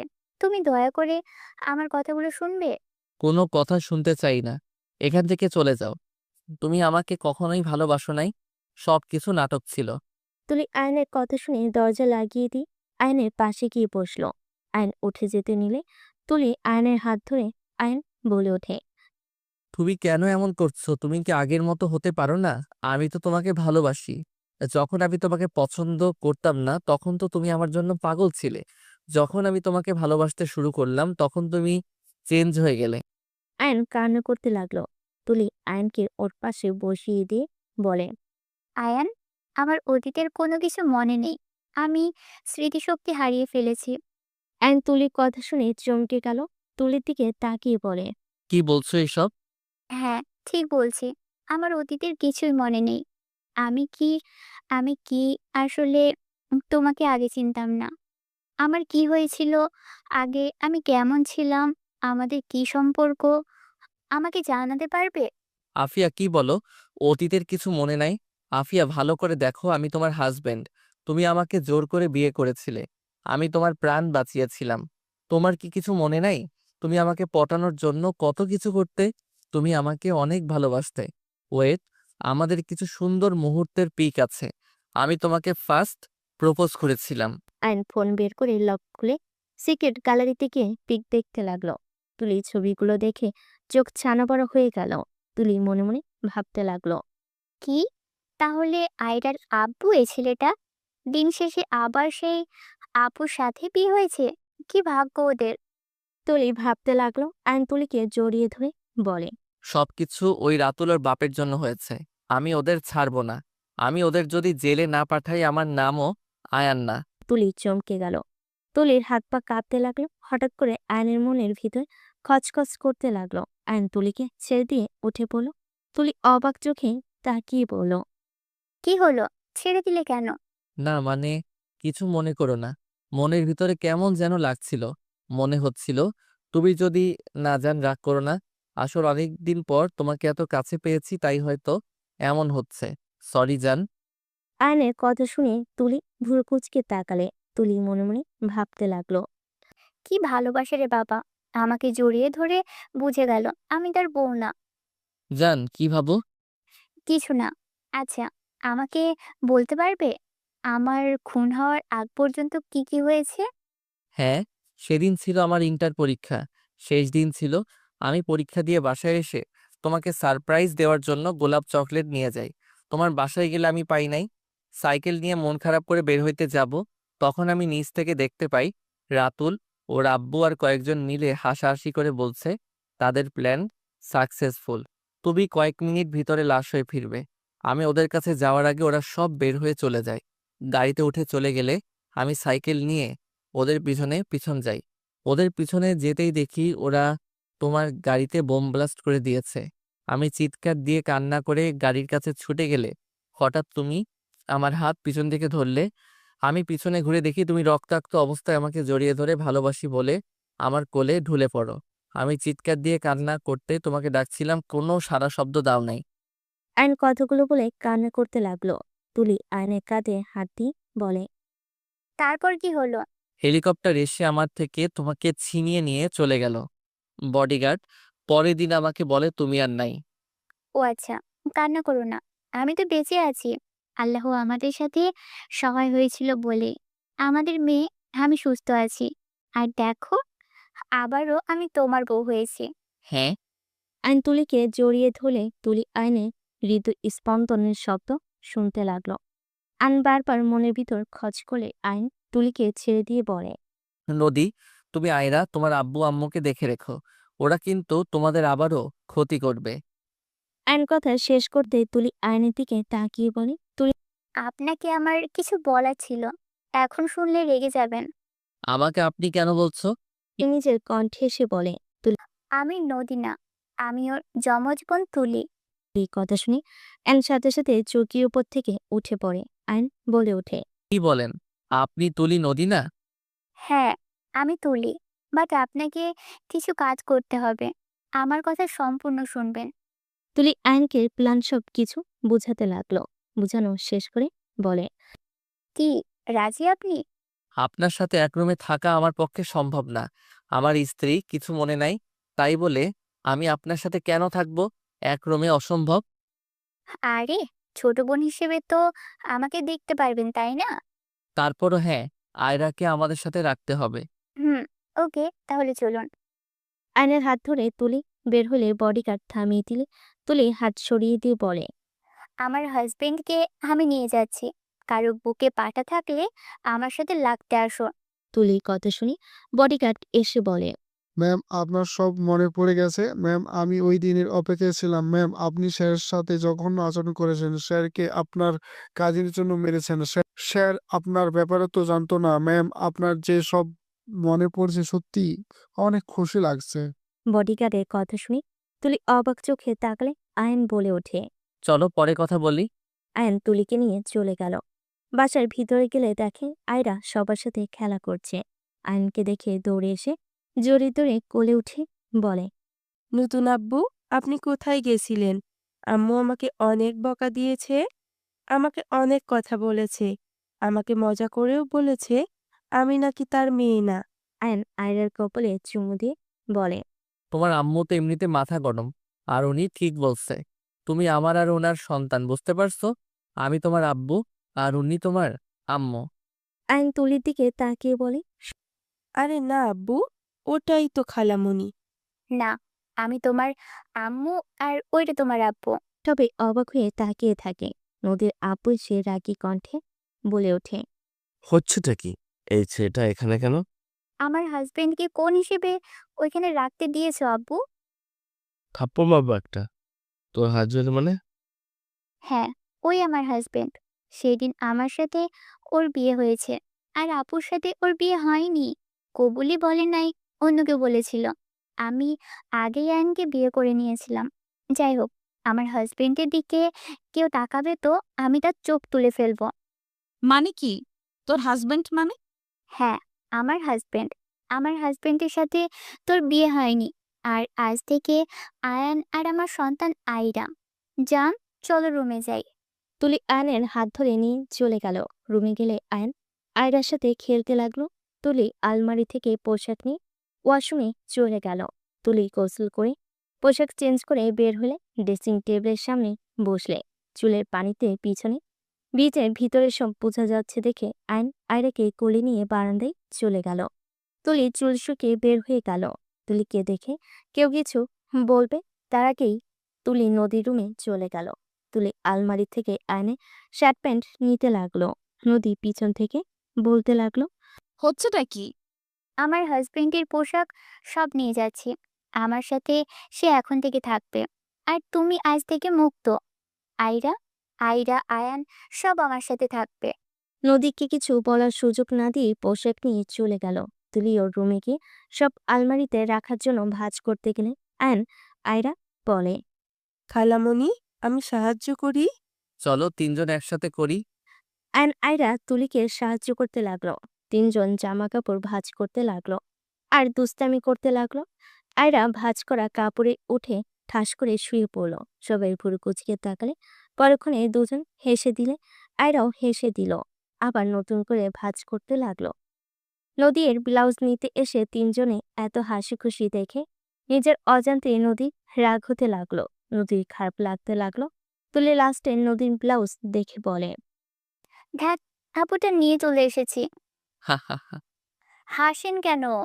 আমার টি শার্ট রেখে ব্লাউজ দিয়ে এসে পরবো নাকি এটা? আয়নের কথা শুনে তিনজন হাসতে শুরু করলো।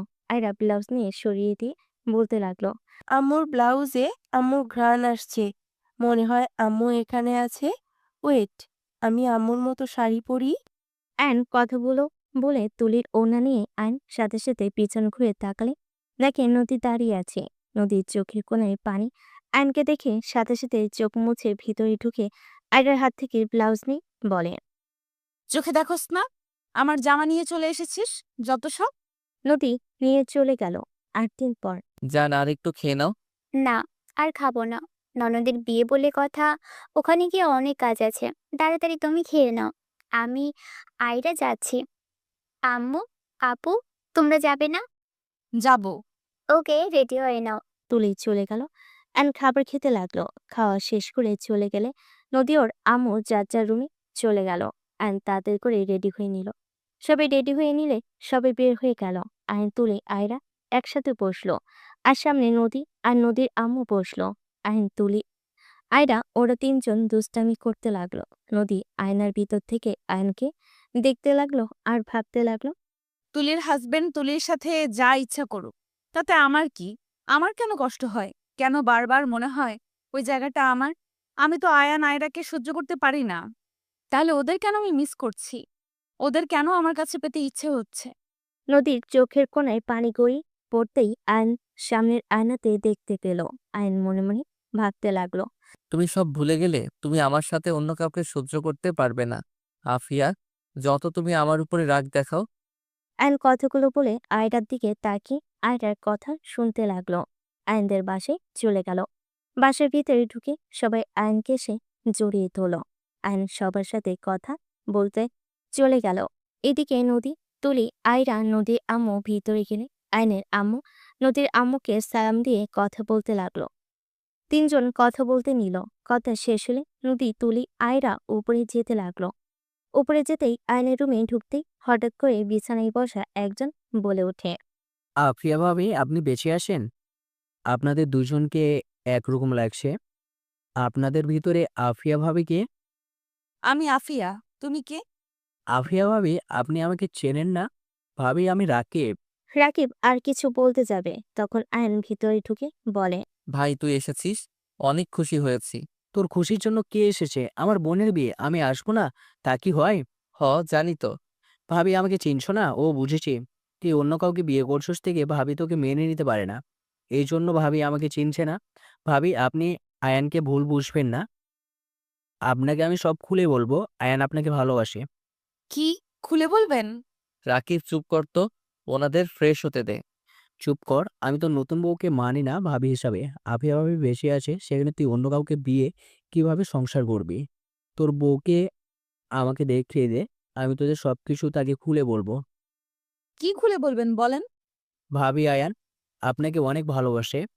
আয়ান জানতো আপনি মারা গিয়েছেন। আপনার বডিগার্ড ওকে বলেছিল। আয়ান অনেক ভেঙে পড়েছিল।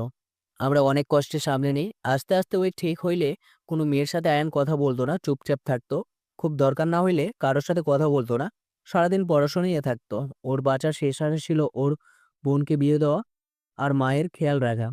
জীবন জীবনে কখনোই ও বিয়ে করবে না। রাকিব চুপ করবি? দেখ মায়ের খাস না, চুপ কর। চুপ করব না। তোর নতুন বউ জানুক আমিও চাই। ভাবি তোকে এতটাই ভাবি তোকে এতটাই ভালোবাসে তা কি আমরা জানি না? আমাদের ভাবি জেগে অন্য কেউ থাকতে দিব না। আমি তোকে পরে বুঝাচ্ছি, চুপ কর। আমি চুপ করব না বললাম না? ভাবি আয়ান এই বিয়েটা হচ্ছে ইচ্ছে করে নাই। ওই একটা ভালো জব পেয়েছে। জব করে এটাই ওর বাবার জমি ছিল, এখানে বাড়িটা করতে ওদের সবকিছু শেষ হয়ে গিয়েছে। এখন হঠাৎ করে আন্টি অসুস্থ হয়ে পড়েছে। আন্টির অপারেশনের জন্য 20 লাখ টাকা লাগবে, যেটা জোগাড় করতে অনেক সময় লাগবে। অত সময় নাই। আন্টি অনেকটাই অসুস্থ।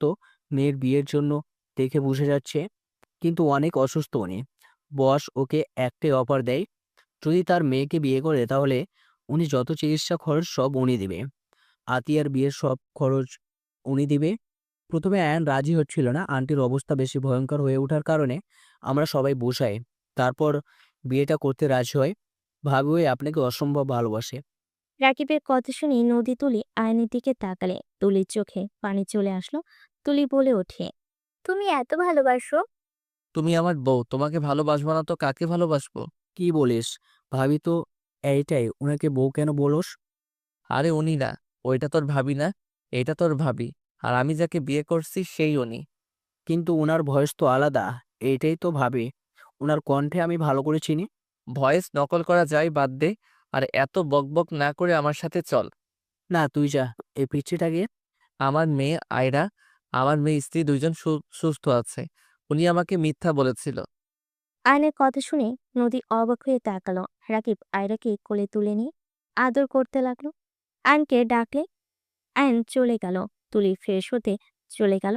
নদী রাকিবের দিকে কিছুক্ষণ তাকিয়ে থেকে রাকিবের কাছে গিয়ে বলল, রাকিব, তুমি কি আয়ান আর আফিয়ার কোনো বিয়ের ছবি দেখাতে পারবে?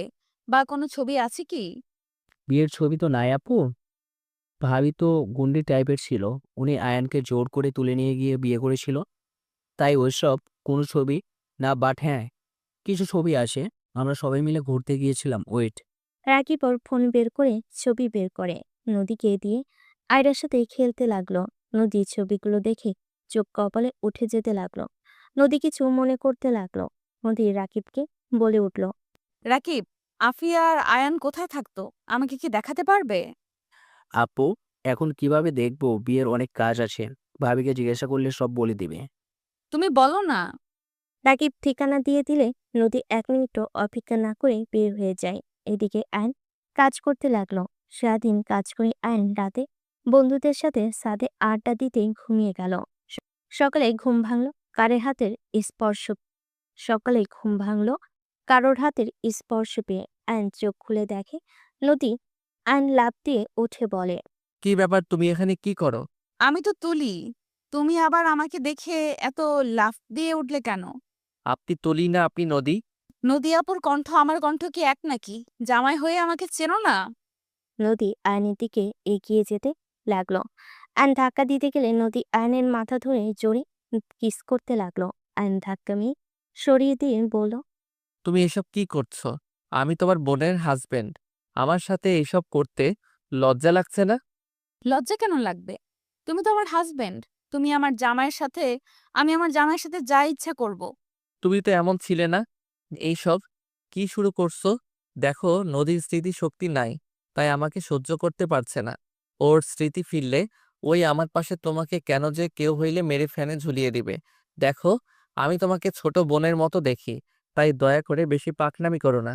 এসব কি বলো? তুমি যে রাতে আমাকে টাচ করছো, আমার কাছে এসেছো, তখন ওইসব কথা মনে ছিল না? দেখো আমি তোমাকে ভালোবেসে ফেলেছি। আপুর স্মৃতি কখনোই ফিরবে না। ওই তোমাকে আয়রাকে পছন্দ করে না। থাপ্পড় মেরে দাঁত ফেলে দিব। মাথা খারাপ? মেয়ে, কি বলস তোর কাছে আবার? আমি কখন গেলাম? ধৈর্য পরীক্ষা নিস না বোন। যা এখন থেকে। আইন রেগে উঠে চলে গেল। নদী মুচকি হাসি দিয়ে আয়নের পিছন পিছন যেতে লাগলো। আইন সোজা রুমে গিয়ে ফ্রেশ হয়ে নিলে আয়রা এসে জড়িয়ে ধরে বলে, আব্বু, হলুদ শাড়ি পরবো আমি সবার মতো। উফ, আমার তো মনে নাই। আমার আম্মু জি আছে। আচ্ছা তুমি থাকো, আমি আসছি। আইন আয়রার কপালে চুমু দিয়ে রাকিবের বাইকের চাবি নিয়ে সোজা চলে গেল। আইন মার্কেটে গিয়ে আয়রার জন্য শাড়ি, আয়রার জন্য সবকিছু কিনে বাইক নিয়ে সোজা বাসায় চলে আসলো। বাসার ভিতরে গিয়ে সোজা আয়রাকে খুঁজতে লাগলো। আতিয়ার রুমের কাছে গেলে দেখে আয়রা সবার সাজ দেখছে তাকিয়ে তাকিয়ে। আয়ন বলে উঠল, আয়রা। আয়নের ডাক শুনে সবাই আয়নের দিকে তাকালো। আয়রা আয়নের কাছে দৌড়ে এসে বলে, আব্বু, আমাকে কেমন লাগছে?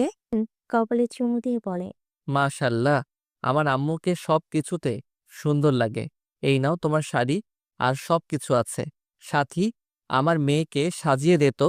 আয়নের কথা শুনে সাথী বলে, আমাদের ভাতিজি আমরা সুন্দর করে সাজিয়ে দেব, বাট তোর বউকে যে সাজিয়ে দিলা, টাকা দে।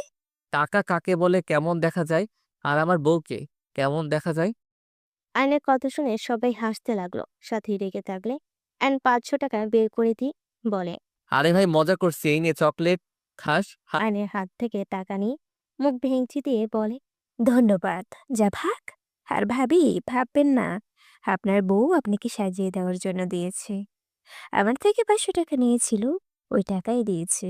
আইন ভেঙচি দিলে সাথী মারতে আসবে, তার আগে আইন দৌড়ে চলে গেল। সবাই হাসতে লাগলো। আইনের রুমে গেলে রাকিব ওর আরো কাজিনরা সবাই রেডি হচ্ছে।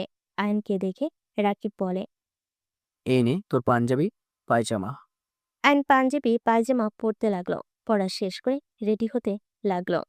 রেডি হওয়া শেষ করে সবার সাথে নিচে চলে গেল। আইন সোজা কাজের ওইখানে চলে গেল।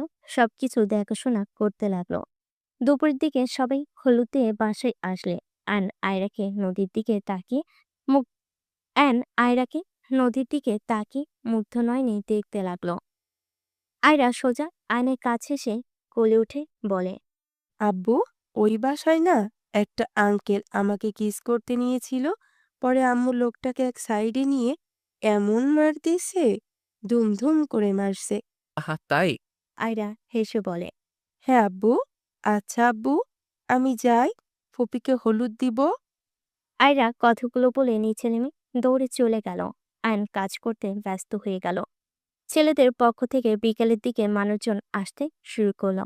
আয়নের কাছে তুলে এসে অন্যদিকে তাকিয়ে থেকে বলে, আয়ান, আমার সাথে ওদিকে চলো তো। যাবো না। কি হয়েছে? আমার সাথে রাগ নিয়ে কথা বলছো কেন? চলো। তুলি আয়নের হাত ধরে টেনে নিয়ে যেতে লাগলো। ফাঁকা জায়গায় নিয়ে গিয়ে বলে, রাতুল ফুপা জেলে। কিছু কি জানো? ওদের বিরুদ্ধে সব প্রমাণ কে যেন দিয়ে দিয়েছে। আমি তো পুরো অবাক হয়ে গেছি। কি বলেন? হ্যাঁ, আম্মুর কাছে ফুপি কল দিয়ে কথাগুলো জানালো। অনেক কান্না করছিল। যে কাজটা করছে একদম ঠিক কাজ করছে। কিন্তু এত প্রমাণ কে পেল? আর এতদিন পর কেন হুট করে এমন ধামাকা দিল? অত ভেবে লাভ নাই, ওরা যে জেলে এটাই খুশির সংবাদ। তুলি আয়নকে এত কথা বলতে দেখে নদী রাগ হতে লাগলো। নদী এগিয়ে ওদের মাঝখানে দাঁড়িয়ে বলে, আয়ান তোমাকে ডাকে। আয়ন চলে গেল। সবার দিকে নজর রাখতে লাগলো। সবাই নাচ গান করতে লাগলো। সন্ধ্যার ছেলেপক্ষে সবাই চলে গেল। রাতে আয়ন বন্ধুদের সাথে ছাদে থাকলো। সারা রাত আড্ডা দিয়ে রাত 4টায় সবাই ঘুমিয়ে গেল। সকালে সবাই উঠে যার যার কাজে লেগে গেল। সন্ধ্যার দিকে বরপক্ষ চলে আসলো। আয়ন বরপক্ষের খাবার দাবারের দিকে খেয়াল রাখতে লাগলো। রাত 9টায় বিবর্ণ শুরু করলো। 12টার দিকে বিদায়ের পালা আসলে আতিয়া আয়নকে জড়িয়ে ধরে কান্না করতে লাগলো। আয়নও কান্না করতে লাগলো। আতিয়াকে বিদায় দিয়ে ওর আম্মুকে নিয়ে রুমে চলে গেল। আয়নর আম্মুকে ঘুম পাড়িতে রুমে চলে গেল। আয়রার ঘুমন্ত চেহারার দিকে তাকিয়ে থাকতে লাগলো। আর ভাবতে লাগলো। এমন কেন? মেয়েরা বড় হইলে তাকে বিদায় কেন দিতে হয়? আমার বোনটাও আমাকে ছেড়ে চলে গেল। আমার মেয়েটাও বড় হইলে আমাকে ছেড়ে শ্বশুর বাড়িতে চলে যাবে। আয়নের চোখ দিয়ে অনবরত পানি গড়িয়ে পড়তে লাগলো। আয়নের কাঁধে হাতের স্পর্শ পেয়ে আয়ন পিছনে ঘুরে দেখে নদী দাঁড়িয়ে আছে। আয়ন নদীকে তুলি ভেবে কিছু বলবে, তার আগেই নদী বলে উঠল। কি ভাবছো? একদিন আমাদের মেয়েটা বড় হয়ে শ্বশুরবাড়ি চলে যাবে, এটা ভেবে কষ্ট পাচ্ছ তাই না? আয়ান শোনো, মেয়ে মানুষ হয়ে জন্ম নিয়েছে, শ্বশুরবাড়ি তো যেতেই হবে, কিছু করার নেই। আমি আমার মেয়েকে শ্বশুর বাড়িতে পাঠাবো না। হাহা, তো মেয়েকে বিয়ে দিবে না নাকি? সারা জীবন কি ঘরে রাখা যাবে নাকি? আমি অনেক টাকা জোগাড় করব যাতে আমার মেয়ের জামাইকে ঘর জামাই করে রাখতে পারি। আয়নের কথা শুনে নদী ফিক করে হেসে দিয়ে আয়নকে বসিয়ে দিয়ে বলে। সবই বুঝলাম, তা তোমার মেয়ের জামাইয়েরও তো বাবা মা আছে, তারা কেন তাদের ছেলেকে তোমার কাছে থাকতে দিবে বলো? তোমার যেমন তোমার মেয়ের জন্য মায়া লাগছে, তেমন তাদেরও লাগবে। আর মেয়েদের শ্বশুরবাড়িতে যেতেই হবে, এটাই নিয়ম। আর তুমি চাইলে আরো কয়েকটা বাবু নিতে পারি। যদি ছেলে হয়ে যায় তাহলে ওই তো সব সময় আমাদের কাছে থাকবে, সাথে ছেলের বউও আসবে।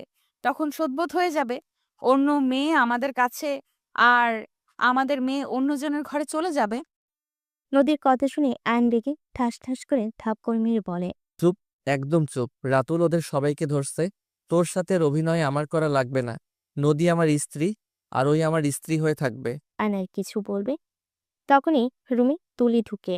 আয়ন তুলিকে নদী ভেবে আয়ন তুলির কাছে গিয়ে বলে।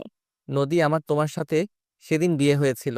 তোমার বোনের সাথে আমার কোনো সম্পর্ক নাই। তোমাকে জেলাস ফিল করানোর জন্য মিথ্যা অভিনয় করছি। বিশ্বাস করো, আমি তোমাকে ভালোবাসি, আর কাউকে না। এসব কি বলো? আমি তো জানি তুমি আপুকে ভালোবাসো, আর আমার বয়ফ্রেন্ড তো জানে আমার ব্যাপারে। এসব কি যা তা বলো? তুমি তুলি? হ্যাঁ। তাহলে উনি? আপু। আয়নের বুঝতে আর বাকি রইল না। আয়নের দিকে নদী বলতে লাগলো। এখনো সেই সময় আসে নাই। কথাটা বলেই নদী চলে গেল। আয়ন নদীর চলে যাওয়ার দিকে তাকিয়ে থেকে দেখতে লাগলো। তুলি বলে ওঠে। কি হয়েছে? এভাবে কি দেখো? কিছু না। আয়ন বের হয়ে গেল। ছাদে গেলে দেখে বোন ছাদে আয়ন বের হয়ে গেল। ছাদে চলে গেলে বন্ধুদের সাথে চুপচাপ বসে থাকতে লাগলো। আত্মীয় স্বজন অনেক চলে যাওয়ায় সবাই এক একটা রুমে গিয়ে ঘুমিয়ে গেল। আয়ন সকালে ঘুম থেকে উঠে ওর রুমে চলে গেল। রুমে গিয়ে দেখে আয়রা তার দুপাশে নদী ও তুলি ঘুমিয়ে আছে। আয়ন ভাবতে লাগলো। দুইজন সেম শাড়ি কেন পরা লাগবো? এদের কখন কোনটা কে বোঝায় মুশকিল। কণ্ঠ নকল করতে পারে ফাজিল দুইটাই। ওয়েট, আমার বউয়ের পায়ের তালুতে তিল আছে। আয়ন আস্তে আস্তে কাঁথা পায়ের উপর থেকে সরাতে যাবে, সাথে সাথে নদী নড়ে উঠল। চোখ খুলে আয়নকে পায়ের কাছে দেখে তুলির কণ্ঠ নকল করে বলে। দুলাভাই কি করছেন এসব? আপনি এত নোংরা! আয়ন নদীর পা দেখে বুঝতে পারল এটাই নদী, তুলি না। আয়ন মজা করে পায়ের কাছ থেকে সরে সোজা নদীর মুখে কাছে গিয়ে দুহাত খাটের সাথে চেপে ধরে আস্তে আস্তে বলে। নোংরামের কি হয়েছে? শালিকা, শালিকা তো অর্ধেক ঘরওয়ালি। ছি ছি দুলাভাই, কি করছেন? আপুকে ডাক দেবো কিন্তু। তার আগেই যে তোমার এই কমলা ঠোঁট জোড়া আমার দখলে নিয়ে নিব শালিকা। থাপ্পড় চেনেন? ডাক দেবো নাকি? নদী আর কিছু বলবে তাকে আয়ন নিজের দখলে নিয়ে নিল। নদী ছাড়ানোর চেষ্টা করলে আয়নের শক্তিতে পারল না। 3 মিনিট পর ছেড়ে দিলে। নদী কান্নার ভাঙ করে বলে। ছি দুলাভাই, আপনি আমার সাথে এটা করতে পারলেন? আমি আপনাকে ভালো মানুষ ভেবেছিলাম। আয়ন নদীর দিকে এক নজরে তাকিয়ে থাকলো। আয়নের চোখের পানি নদীর মুখের উপর পড়তেই নদী চমকে গেল। আয়নের দিকে তাকিয়ে পড়ল। কি হয়েছে দুলাভাই? কান্না কেন করছেন? আপনাকে আমি অনেক ভালোবাসি। এমন কিছু করেন না আমি আয়রা আপনাকে হারিয়ে ফেলি। আমি আর আপনাকে হারাতে পারবো না। আয়ন বাচ্চাদের মতো বসে কান্না করতে লাগলো। নদী উঠে বসে আয়নকে পেছন থেকে জড়িয়ে ধরে তুলির ঘুম ভেঙে গেল। তুলি উঠে বসে পড়ল। নদী আয়নকে জড়িয়ে ধরে বলতে লাগলো। আয়ান, তুমি কান্না করলে আমার কষ্ট হয়, প্লিজ কান্না করো না। আমি তোমাদের ছেড়ে কোথাও যাব না। না, আপনার সাথে আমি কথা বলবো না। আপনি আপনার জব ছেড়ে দেন নাই, আপনি এখনো এজেন্ট আছেন। আমি সত্যিই ওই কাজ করছি না। আমার গতকাল সব মনে পড়েছে। আমি আমাদের পুরোনো জায়গায় গেছিলাম। আমি শুধু সব প্রমাণ বের করে আমাদের হেড অফিসারের কাছে দিয়ে দিয়েছি। আর কিছু কাজ আছে, আমি তোমাকে কথা দিচ্ছি। আমি নিজের ক্ষতি হোক এমন কিছু করব না। না, আমি আপনাকে কিছু করতে দিব না। আপনাদের শত্রু তো ওরা ছিল, ওদের তো জেলে দিয়েছেন, হয়ে গেছে। আর কোনো কাজ করা লাগবে না, সাধারণ মানুষের মতো জীবনযাপন করো। দেখি আমার কলিজা পাখিটা আমার দিকে তাকাও। তাকাবো না, যা ওদের কাছে ওদের কাজ করো গা। যাক বাবা, এত অভিমান করলে চলে? আমার স্বামী আমাকে অনুমতি না দিলে আমি কি কাজ করতে পারবো নাকি? দেখি না আমার বাবুটা কেমন অভিমান করছে, দেখি। নদী আয়নকে ওর দিকে জোর করে ঘুরিয়ে নিলে আয়ন দেখে তুলি ওদের দিকে তাকিয়ে আছে। আয়ন সাথে সাথে উঠে পড়ল, তাড়াতাড়ি চোখ মুছে ফেল। নদী বলে উঠল, কি হলো? এভাবে লাফ দিয়ে উঠলে কেন? এই শোনো, আমি যে তোমাকে মারছি সেটা আবার মনে পড়লো নাকি? দেখো আমি কিন্তু না চিনে মারছি। তুমি ভালো করে জানো যে আমি তোমাকে মারতে পারি না। ওইদিকে এইভাবে কি দেখো? নদী পিছনের দিকে ঘুরে তুলিকে দেখে ভ্যাবাচাকা খেয়ে গেল। তুলি ঠিক করে হেসে দিল। আয়ন লজ্জা পেয়ে গেল। আয়ন ওইখানে না থেকে ফ্রেশ হয়ে চলে গেল। নদী তুলির কাছে গিয়ে ওকে কাতুকিতু দিতে লাগলো। তুলি খিলখিল করে হাসতে লাগলো। আয়রা উঠে বলে তুলিকে কাতুকিতু দিতে দেখে ও উঠে তুলির উপরে উঠে কাতুকিতু দিতে লাগলো। তুলি হাসতে হাসতে বলে, ওই মামে ছাড়ো, পেট ব্যথা হয়ে যাচ্ছে। কেন হাসে কারো? তুলির চোখ দিয়ে পানি বের হইলে নদী আয়রাকে কোলে টেনে নিয়ে বলে, ছাড়ো আম্মু, তোমার খালামণি কান্না করে দিয়েছে। তুলি চোখ মুছে হাসতে হাসতে বলে ওঠে, আপু, তুমি গোয়েন্দা এজেন্ট? চুপ কর, কেউ শুনে নিবে। যাই হোক আপু, তুমি আর ওই কাজ করো না। সন্তান স্বামী নিয়ে সুখে থাকো। একটা কথা মাথায় রাখবে, যে পুরুষ তোমাকে হারানো ভয় কান্না করে তার থেকে দূরে যেও না। দুলাভাই আসলেই অনেক ভালোবাসে তোমাকে। আর তুমি হয়তো দুলাভাইকে সন্দেহ করতে পারো আমার সাথে থাকছে। দুলাভাই বারান্দায় থাকতো, আয়রাকে ঘুম পাড়ানো পর্যন্ত খাটে শুয়ে থাকতো। আর আমি ততক্ষণ আমার বয়ফ্রেন্ডের সাথে কথা বলতাম। উনি বারান্দায় ঘুমোতে গেলে আমি খাটে আয়রাকে নিয়ে ঘুমিয়ে থাকতাম। আমাকে ছোট বোনের মতো উনি দেখে। আমি জানি, ওইসব বলা লাগবে না। আইন ওয়াশরুম থেকে বের হয়ে সোজা নিচে চলে গেল। তিনজন উঠে ফ্রেশ হয়ে নিল। ফ্রেশ হয়ে নিচে চলে গেল। নিচে গেলে দেখে আইনেরমও অসুস্থ হয়ে পড়েছে। সবে মিলে ধরে হসপিটালে নিয়ে গেল। নদী ডাক্তারকে অপারেশনের সব ব্যবস্থা করতে বলল। নদী সব টাকা জমা দিয়ে দিল। 20 দিন পর আইনেরামও অনেকটা সুস্থ। সবে মিলে বসে আছে। আইন হঠাৎ করে বলে উঠল, এখানে সবাই আছেন, আপনাদের আমি কিছু কথা বলতে চাই। কি কথা বলবে? কি বলবি আয়ান, বল। আয়ান নদী আর আয়রার হাত ধরে বলে, আম্মু, আমাকে ক্ষমা করে দিও, আমি তোমাকে কিছু কথা লুকিয়েছিলাম। আমি জানি না তুমি আমার কথা শুনে আমাকে কি করবে, বাট আমার বলা উচিত। কি কথা? আম্মু, নদী আমার স্ত্রী। তুলি না তোর স্ত্রী? আবার নদী মামুনি কিভাবে হয়? সেদিন তো তুই নাকি বিয়ে করিসনি। ভাইয়া, কি উল্টাপাল্টা কথা বলো? না, তুলি আমার স্ত্রী না, নদী আমার স্ত্রী। আর নদীর সাথে আমার 2 বার বিয়ে হয়েছে। সবাই অবাক হয়ে তাকালো। আয়ন সবাইকে বলতে লাগলো, সবাই প্লিজ আমার পুরো কথা শুনবেন, তারপর যা বলার বলবেন। নদীর সাথে আমার 7 বছর আগে বিয়ে হয়েছিল, আর আয়রা আমার আর নদীর মেয়ে।